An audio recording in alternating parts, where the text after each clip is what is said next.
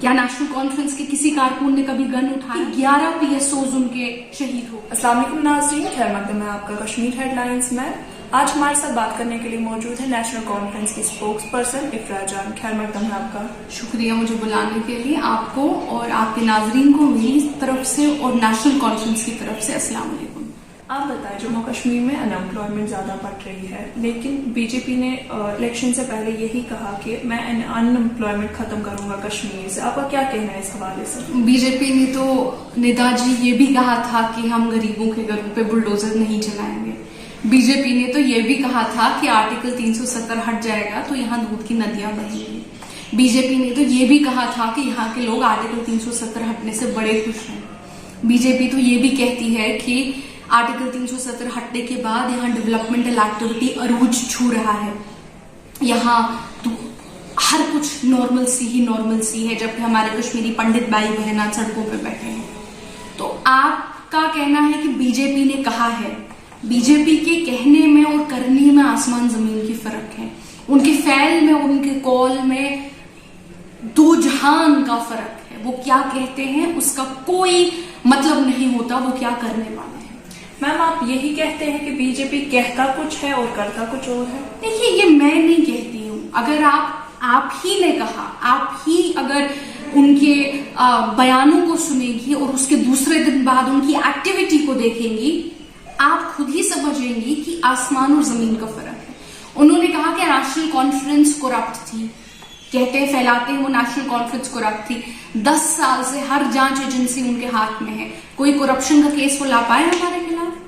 रोज हमारे घर पे वो उन्होंने कितनी सारी रेडें मारी, इस रेड की उस रेड की, कहीं कुछ निकला उनके पास? कोई कन्विक्शन कर पाए वो? जम्मू और कश्मीर में उन्होंने कहा कि हमारे जो नौजवान हैं इनको रोजगार दिया जाएगा, इनको खाने के लिए चीजें दी जाएगी। 370 रोजगार में आड़े आती है। कहा ना उन्होंने कि डेवलपमेंट 370 की वजह से डेवलपमेंट नहीं हो पाती। 2010 में बेरोजगारी 7% थी, आज वही बेरोजगारी 30% है। तो अब तो आपने 370 भी हटा लिया, तो अब रोजगार क्यों नहीं है? हमारे वक्त पे आपको याद होगा कितनी लिस्टें आती थी, RT की लिस्टें आती थी, स्कूल टीचर्स, कंट्रैक्चुअल पोस्ट और नॉर्मल। आप देखिए हमारे वक्त कितनी गवर्नमेंट टीचर लिस्ट आई है, कितने लिस्टें आई हैं हमारे वक्त। थोड़ा बहुत, किसी को कम किसी को ज्यादा रोजगार मिलता था। आज ये शाम को लिस्ट लाते हैं, सुबह स्क्रैप कर देते हैं। एक मुझे आप दिखाइए कौन सी नौकरियां इन्होंने किसी को भी जम्मू और कश्मीर में। मैम, बीजेपी का कहना है कि नेशनल कॉन्फ्रेंस पर ये इल्जाम है कि मिलिटेंसी बढ़ाने में नेशनल कॉन्फ्रेंस का रोल है। क्या कहना है आपका इस बारे में? बीजेपी गवर्नमेंट को शायद ये नहीं पता है कि नेशनल कॉन्फ्रेंस के 7,000 कारकुन जम्मू और कश्मीर में शहीद हुए। हमारे 7,000 वर्कर शहीद हुए। एक वर्कर नहीं, 2 वर्कर नहीं, उसमें हमारे सिटिंग MLAs थे, बड़े बड़े पार्टी के फंक्शनरीज थे। हमारे एक अंदर जनरल सेक्रेटरी साहब बैठे हैं। मैं छोटी सी मिसाल देती हूँ। हमारे जनरल सेक्रेटरी साहब के पे इतने अटैक्स हुए कि 11 PSOs उनके शहीद हो गए। उनके अटैक्स, उनको बचाते बचाते मल्टीपल अटैक्स में। क्या नेशनल कॉन्फ्रेंस के किसी कारकुन ने कभी गन उठाया? एक गांव है अशमुकाम का, अशमुकाम की एक छोटे से गांव में 35 वर्कर मारे गए हमारे। एक गांव में नेशनल कॉन्फ्रेंस के 35 वर्कर मरना छोटी बात नहीं है। क्या नेशनल कॉन्फ्रेंस के किसी इंसान ने कभी मिलिटेंसी रिलेटेड किसी काम में या किसी भी रिलेटेड काम में कोई मुलव्वस हुआ? बीजेपी का कहना है कि पिछले 70 सालों से आपकी हुकूमत चली और आपने इसमें अपना जाती फायदा ढूंढा, कश्मीरी लोगों के लिए कुछ नहीं किया।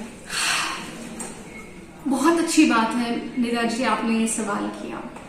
पहली बात, जब शेख अब्दुल्ला साहब पहली बात 19, क्योंकि थोड़ा सा ये सवाल थोड़ा लंबा हो जाएगा लेकिन जरूरी है समझना इसको। 1930s में पहली बात है कि नेशनल कॉन्फ्रेंस बनी कैसे। 1930s में यहाँ डोगरास के खिलाफ, नॉट हर डोगरा के खिलाफ, डोगरा मतलब जो किंग था, महाराजा के खिलाफ एक मुहिम चली। उस मुहिम को लीड किया शेख मोहम्मद अब्दुल्ला साहब ने, जिसमें फिर हमारे शहीदों का दिन मनाया गया, मार्टियर्स को गोली मारी, सिल्क फैक्ट्री में रिवोल्ट हुआ, कश्मीरियों ने कहा कि हमें अपने हक चाहिए। उसके बाद पहली नेशनल कॉन्फ्रेंस की जो लड़ाई हुई पूरे जम्मू और कश्मीर में, वो आम इंसान की लड़ाई थी।